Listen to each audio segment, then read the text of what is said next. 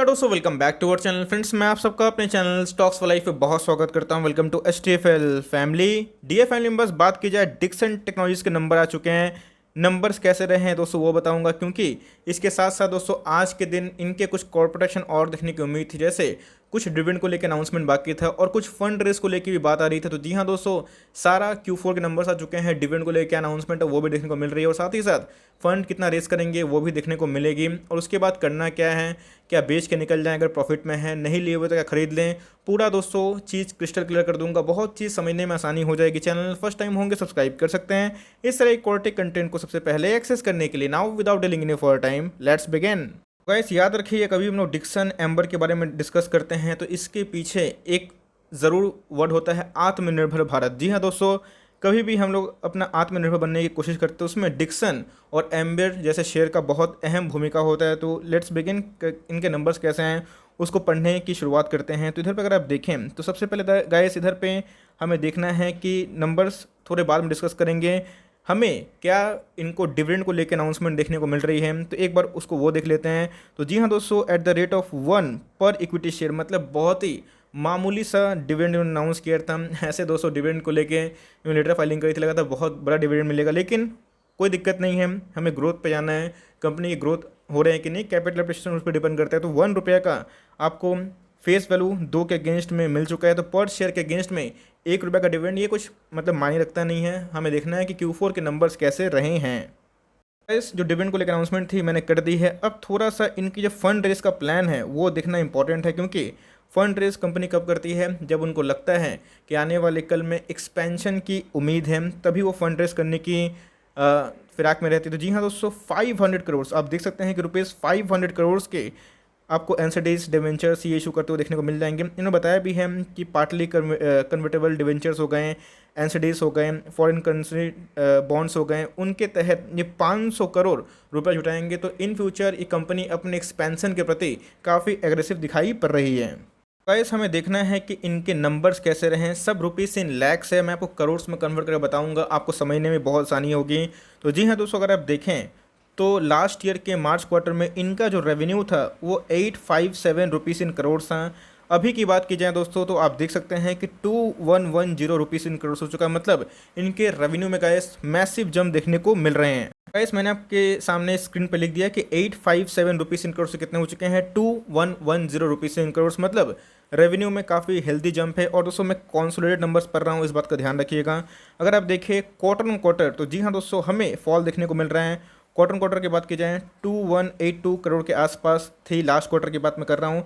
अभी की बात की जाए तो रेवेन्यू थोड़े ड्रॉप होते हुए देखने को मिल रही है, लेकिन यस ईयर टू ईयर काफ़ी अच्छे देखने को मिल रहे हैं। तो ऑल्दो अगर आप देखें लास्ट ईयर इनकम कम था तो खर्चे भी कम होंगे। तो पहले के खर्च की बात की जाए 820 करोड़ के आसपास थे, अभी की बात की जाए तो इनकम बढ़े तो खर्चे ही बढ़ेंगे भाई। तो 2049 रुपीज़ इन करोड़ हो चुके हैं।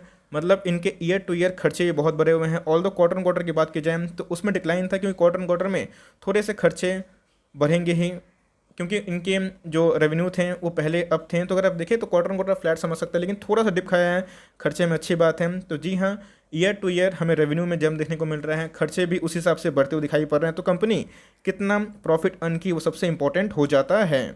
इस कंपनी के प्रॉफिट की बात की जाए तो जी हाँ दोस्तों 2758 रुपीज़ इन लैक्स, मतलब 27 करोड़ से कंपनी के अगर आप देखें सालाना परफॉर्मेंस में 44 करोड़, मतलब 27 करोड़ से 44 करोड़ कंपनी के वाई ऑन वाई परफॉर्मेंस देखने को मिलेंगे। मतलब बहुत ही मैं बोलूँगा शानदार प्रॉफिट दर्ज की है। ऑल्दो अगर आप देखें तो मेजर गिरावट देखने को मिलेगी quarter on quarter 6159 rupees in lakhs हैं, मतलब 61 करोड़ से 44 करोड़ देखने को मिल रहा है। मतलब क्वार्टर ऑन क्वार्टर हमें डिक्लाइन देखने को मिल रही है। लेकिन दोस्तों अगर आप लॉन्ग टर्म इन्वेस्टर हैं तो याद रखिए कंपनी के वाई ऑन वाई परफॉर्मेंस कैसे होते हैं, ये सबसे क्रूशियल रोल प्ले करता है। ऑल्दो ऐसा नहीं क्वार्टर ऑन क्वार्टर हम लोग को नहीं देखना है, लेकिन ईयर टू ईयर हमें बताता है कंपनी किस रफ्तार से ग्रोथ करती है। बिकॉज कभी कभी क्वार्टर में हमें अच्छा खासा जंप देखने को मिल जाता है। इससे कंक्लूजन मत निकालिएगा, क्योंकि आपको पता है कि जेवी हुई थी किससे, भारतीय इंटरप्राइज के संग, और इनके जो सीईओ है, सीएमडी हैं, उन्होंने बताया भी था कि कंपनी के आने वाले कल में सालाना 800 से लेकर 1000 करोड़ के आसपास रेवेन्यू बढ़ने के चांसेस हैं इस जेवी से, जहां पे 74% का स्टेक डिक्सन के पास है और 26% का स्टेक भारतीय इंटरप्राइज संघ देखने को मिलता है। पीएलआई स्कीम से आने वाले कल में फ़ायदा ज़रूर होगा। तो वाई ऑन वाई जो नंबर्स है वो बहुत ही फैंटास्टिक हमें देखने को मिल रहे हैं। तकरीबन अगर आप देखें तो अच्छा खासा जंप देखने को मिल रहा है। 45% से ऊपर मैं बोलूँगा सालाना वृद्धि देखने को मिल रही है। पहले जो ईपीएस 4.83 थे, अभी कितने हो चुके हैं 7.61, मतलब 45% के आसपास आप पकड़ के चल सकते हैं। क्वार्टर की बात की जाए तो अच्छा डिक्लाइन है, लेकिन दोस्तों ईयर टू ईयर इन्होंने नंबर बहुत ही फैंटास्टिक पोस्ट किए हैं। ऑल्दो अगर आप देखें ₹1 का ही डिविडेंड बहुत ही निराशाजनक है, और 500 करोड़ का इन्होंने फंड रेज करने का प्रस्ताव दिया है। तो ऑल्दो अच्छी बात है, लेकिन हमें सालाना नंबर्स काफ़ी अच्छे देखने को मिल रहे हैं। तो अब इधर पे बात आता है, क्या क्वार्टर ऑन क्वार्टर की वजह से निकल जाएं? नहीं दोस्तों, quarter on quarter plus minus होते रहते हैं। इसके पहले बहुत सारे स्टॉक्स में हमें देखने को मिला, एशियन पेंट्स में भी क्यू ऑन क्यू नंबर्स कम थे, लेकिन आप देख सकते हैं ऑल टाइम हाई पे हैं। ऐसे बहुत जगह पे होते हैं। तो लॉन्ग टर्म बिजनेस पर डिपेंडेंसी सबसे इंपॉर्टेंट है। और मैंने एक शब्द का यूज़ किया था, उसका नाम था आत्मनिर्भर। तो जी हाँ दोस्तों, आत्मनिर्भर भारत अगर बनता है तो इसमें इनका बहुत ही अहम भूमिका हो सकता है। इस बात को आप ध्यान रखें। गाइस अगर आज के दिन की परफॉर्मेंस की बात की जाए तो जी हाँ दोस्तों, मार्केट काफ़ी उत्सुक था, और आप देख सकते हैं कि इवन मैं और सब कोई वेट कर रहे थे डिक्सन के नंबर्स कैसे आएंगे। तो जी हाँ दोस्तों, अगर आप देखें 2.5% के आसपास हमें वृद्धि देखने को मिल रही है। आज के प्राइस की बात की जाए 4000 का रेजिस्टेंस फिर खाया, क्या प्रॉफिट बुकिंग होगी वो तो गाइस मैं आपको टेक्निकल चार्ट बताऊंगा। लेकिन अगर आप देखें तो हमें आज के दिन रिजल्ट अच्छे आएंगे, इसकी उम्मीद थी, जिसकी वजह से हमें एक तेज़ी देखने को मिली थी। इस ऑल टाइम चार्ट की बात की जाए, ये स्टॉक 20,000 का था रिसेंटली गाइस, इनका फेस वैल्यू 10 के अगेंस्ट में 2 हो चुका है, जिसकी वजह से प्राइस पे एडजस्ट हुए हैं, वरना ये स्टॉक आपको 20,000 से ऊपर देखने को मिलता है। तो एनीवेज अगर आप देखें तो चार्ट पैटर्न काफ़ी अच्छा है, और मैंने बताया कि लॉन्ग टर्म के हिसाब से कंपनी में काफ़ी दम है, और लॉन्ग टर्म में कंपनी अच्छा करेगी, बिकॉज आत्मनिर्भर इनका संकल्प है। इस बात को आप नोट करके चलें। आज के दिन डिलीवरीज की बात की जाए तो जी हाँ दोस्तों, आज के दिन 58% की धमाकेदार डिलीवरीज हमें लिए तो देखने को मिली है। 2,79,000 शेयर्स ट्रेड हुए, जिसके अगेंस्ट में 1,64,000 शेयर्स की डीमैट में डिलीवरीज ली जाती है वो देखने को मिल रही है, जो अप्रॉक्स होता है 59% के आसपास। बस ऐसा नहीं है कि कोई स्टॉक भागेगा, नंबर बहुत डिपेंड करते हैं। तो अगर आप देखें तो इनके जो प्राइस है काफ़ी बढ़ चुके हैं। वैल्यूशन वैसे आपको काफ़ी महंगा दिखाई पड़ेगा, क्योंकि आपको पता है कि इनके वैल्यूशन महंगे इसलिए बिकॉज ये एक मोनोपोली टाइप का बिजनेस है। ऐसा दूसरा बिजनेस भारत में नहीं है। बात की जाए मार्केट कैप की तो एक लार्ज कैप कंपनी है, 23,000 करोड़ के आसपास की मार्केट कैप है। अगर आप देखें इंडस्ट्री भी से काफ़ी महंगी है, बट जैसे ने बताया कि जहाँ मोट होते हैं, मोनोपोली होती है, उनका प्रीमियम वैल्यूशन चलता है। तो जी हाँ दोस्तों, वैल्यूशन वाइज काफ़ी महंगे दिखाई पड़ते हैं। अदर मेट्रिक कैसे हैं बताना इंपॉर्टेंट समझता हूँ गाइस। 22 का इनका आरओई जनरेशन है, which is very good, very high. ROC की बात की जाए 28 के आसपास है। अगर आप देखें current ratio 1.21, which is also very good. 2021 का डेटा अपडेट नहीं हुआ है, जल्दी ही हो जाएगा, तो मैं दोस्तों आपको फिर से नया सिनेरियो बता दूंगा। इनमें अगर आप देखें इनके डेट भी 2019-2020 में कम हुए हैं। मैं बोलूँगा फाइनेंशियल पैरामीटर में कंपनी बहुत ही फिट बैठती है।